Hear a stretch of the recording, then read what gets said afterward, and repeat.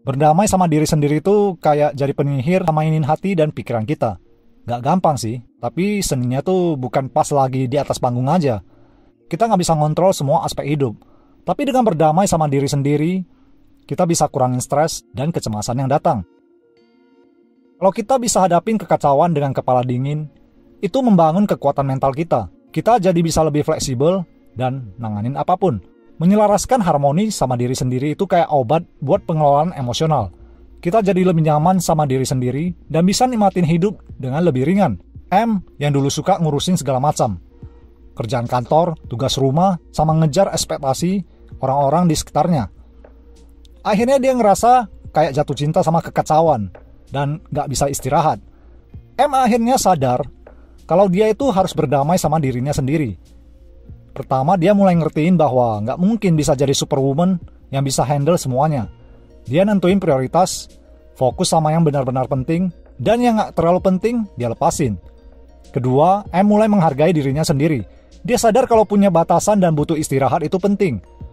Jadi dia ngambil waktu buat self-care, kayak baca buku, nonton film, atau cuma rebahan. Ini jadi kayak bahan bakar buat kekuatan mentalnya. M juga belajar buat nerima diri sendiri, dengan segala kekurangan dan kelebihannya. Gak lagi ngeliatin dirinya dari lensa orang lain, tapi mulai cinta sama versi diri sendiri. Ini bikin pengelolaan emosionalnya makin oke. Jadi dengan seni berdamai sama diri sendiri, M bisa mengubah kekacauan hidupnya jadi suasana yang lebih harmonis. Dia gak lagi stres dan cemas, malah jadi bisa nikmatin setiap momen hidupnya dengan lebih bahagia. Terima kekurangan dan kelebihan. Kita semua punya kekurangan dan kelebihan. Terima itu sebagai bagian dari diri kita. Gak usah terlalu keras sama diri sendiri. Buat ruang untuk bisa beristirahat.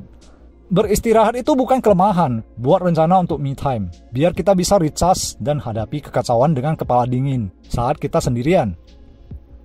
Jangan bandingkan diri dengan orang lain. Tiap orang punya perjalanan hidupnya masing-masing.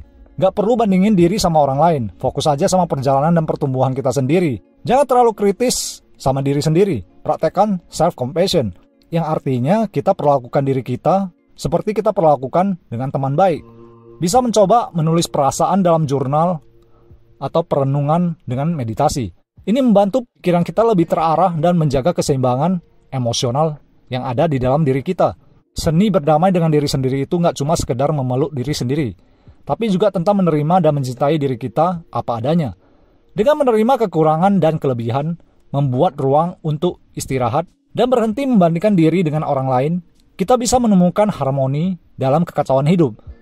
Praktekkan dan temukan cara yang cocok buat diri sendiri dalam seni berdamai dengan diri sendiri.